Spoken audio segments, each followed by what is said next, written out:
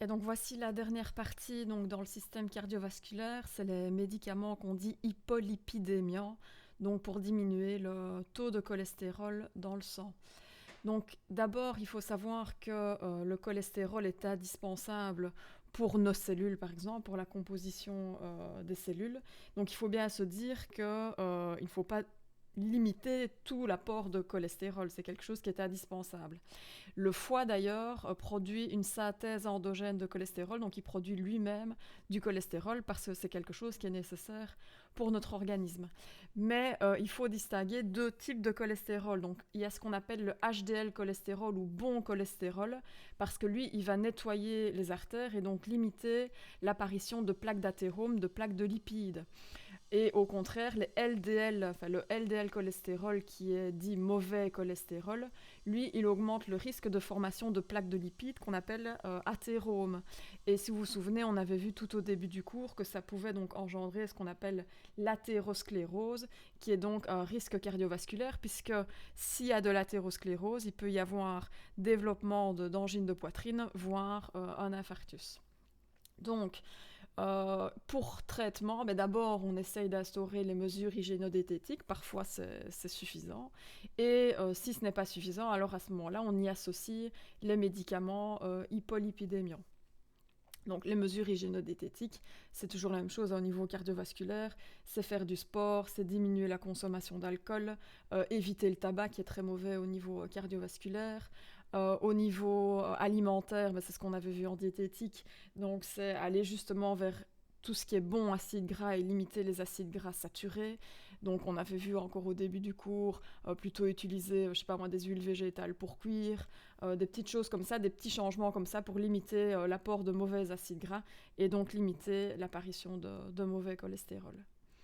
Donc dans les hypolipidémiants, c'est principalement les statines qui sont prescrites. Donc le mode d'action, les statines vont inhiber une enzyme qu'on appelle la HMG-CoA réductase. Bon, il n'y a pas spécialement besoin de retenir le nom de l'enzyme, mais en fait, il faut savoir que cette enzyme-là, c'est celle qui synthétise le cholestérol au niveau du foie. Donc, si on inhibe cette enzyme, il y a une diminution de synthèse endogène de cholestérol. Alors, les effets secondaires, c'est principalement de la myalgie, donc ça veut dire qu'il peut y avoir des douleurs musculaires, et ça peut aller jusqu'à ce qu'on appelle, mais c'est plus rare, la rhabdomyolyse. Là, c'est vraiment une destruction du tissu musculaire. À ce moment-là, donc, il faut avoir en tête que dès qu'une personne est sous statine et qu'elle se plaint de douleurs musculaires, il faut absolument l'envoyer chez le médecin qui, lui, peut faire une prise de sang et en fait va mesurer ce qu'on appelle le taux de créatine kinase. Si ce taux est élevé, ça veut dire qu'il y a déjà une destruction des cellules musculaires et donc à ce moment-là, il faut diminuer le dosage ou peut-être changer de traitement. Alors, pourquoi est-ce qu'on a des myalgies quand on prend les statines? Parce qu'en fait, les statines, donc on l'a dit, elles inhibent l'enzyme HMG-CoA réductase au niveau du foie. Mais cette enzyme-là, en fait, elle est aussi responsable de la synthèse de ce qu'on appelle la coenzyme Q10. Et la coenzyme Q10, on en a besoin parce que ça permet de fournir l'énergie aux cellules. Donc si on n'a plus de coenzyme Q10 parce qu'on prend une statine, c'est ça qui va engendrer des douleurs musculaires. Donc, ce qu'on peut conseiller pour éviter l'apparition de ces douleurs, de ces myalgies, c'est de prendre en plus de la statine, de prendre un supplément de coenzyme Q10. Mais il faut absolument que ce soit au moins 100 mg de coenzyme Q10 par jour. Donc il y a des compléments, moi je vous en ai mis deux ici comme exemple. Il y a le Q10 Quattral ou le bioquinone Q10 là chez Pharmanor qui contiennent chacun 100 mg.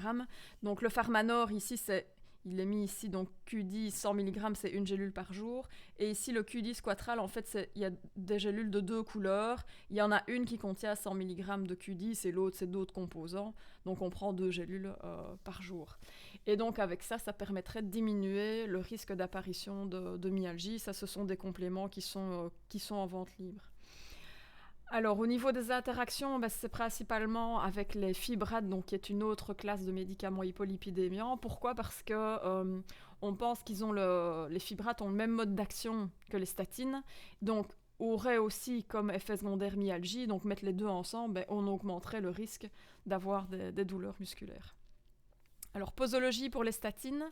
Donc, pour la plupart, c'est une fois par jour généralement qu'on les donne. Mais si le médecin n'a rien mis, on conseille le soir. Pourquoi ?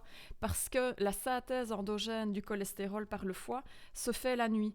Donc, comme les statines inhibent l'enzyme qui est responsable de cette synthèse au niveau du foie, c'est préférable de le prendre le soir pour que ça agisse pendant la nuit. Il y a juste 2 exceptions, c'est les PA atorvastatine et rosuvastatine. Pourquoi ? Parce qu'ils ont une longue durée de demi-vie et donc on pourrait les prendre à n'importe quel moment de la journée. Mais si vous voulez vous simplifier la vie, vous retenez simplement que toute statine se prend le soir et du coup que atorvastatine et rosuvastatine se prennent le soir, ça ira aussi très bien. Alors attention, en vente libre, il y a des compléments donc alimentaires à base de levure rouge du riz. On a vu que cette levure a aussi une action au niveau donc, du cholestérol, mais en fait son action c'est exactement la même chose que les statines. Donc elle inhibe aussi l'enzyme responsable de la synthèse endogène au niveau du foie. Donc ça veut dire qu'elle va avoir les mêmes effets secondaires au niveau musculaire, qu'elle peut aussi engendrer des myalgies. Donc attention de ne pas prendre les compléments à base de levure rouge du riz en même temps que des statines ou en même temps que des fibrates. Vous savez, une personne pourrait très bien être sous Lipitor, donc une statine, et voir, je sais pas moi, dans un magazine ou en officine, elle voit ce complément-là, ah, ça contrôle le taux de cholestérol, c'est bien, je vais prendre ça en plus, comme ça j'aurai un bon taux de cholestérol. Ça peut être pire que bien, puisque du coup, au niveau des cellules musculaires, il peut y avoir une toxicité supplémentaire, puisque c'est le même mode d'action. Ça va donc pas en même temps. Alors, deuxième classe, ce sont les fibrates. Donc, pour tout ce qui est classe ici d'hypolipidémie, retenez au niveau indication que le but, en gros, c'est de diminuer le taux de cholestérol, de mauvais cholestérol au niveau sanguin, et donc permettre de diminuer les risques cardiovasculaires. Ça me suffit comme indication. Donc, on l'a dit, ils ont le même mode d'action que les statines, donc les effets secondaires, ce sera la même chose, myalgie, et donc on essaye de ne pas les associer avec les statines, vu que ça augmenterait le risque de toxicité musculaire. Au niveau des autres spécialités, mais donc je vous dis qu'ils sortent beaucoup moins souvent, il y a ce qu'on appelle les résines échangeuses d'ions. Je vous demande juste de savoir que ça se lie aux acides biliaires, après qui vont être éliminés au niveau des selles.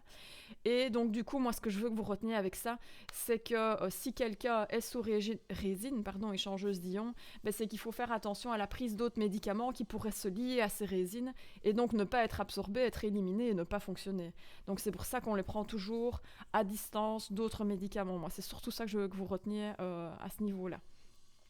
Autre, c'est là on classe ça à P1, donc les étimibes, qui peuvent soit être utilisés seuls, ou on voit de plus en plus que c'est les spécialités auxquelles il est associé aux statines qui sortent. Donc on voit que les statines ne sont pas suffisantes, hop, on vient y rajouter les étimibes, et il y a des spécialités qui contiennent déjà les 2 P1. Donc c'est plus facile au niveau de la compliance. Ensuite, il y a une spécialité, donc comme accord à base d'acide gras oméga 3. C'est la seule spécialité qui est enregistrée et donc qui se trouve dans le répertoire. Vous avez plein d'autres compléments alimentaires à base d'acide gras oméga 3 en officine. Et donc, c'est le seul qui est enregistré et qui donc est dans votre tiroir OR. Alors que tous les autres compléments alimentaires sont en vente libre. Et alors le dernier, donc qui est vraiment spécial, qui contient justement donc un fibrate et une statine. Et du coup, vous comprenez maintenant pourquoi il est rangé carrément dans le tiroir MR, parce qu'au niveau toxicité musculaire, c'est beaucoup plus à risque. Si vous lisez dans le répertoire ce qu'ils disent à propos de ces spécialités-là, vous verrez bien que c'est pas conseillé, parce que voilà, il y a beaucoup de toxicité musculaire. Donc voilà pour les hypolipidémiants. Donc la classe principale à bien retenir et maîtriser, c'est bien sûr les statines. C'est ce qui sort le plus.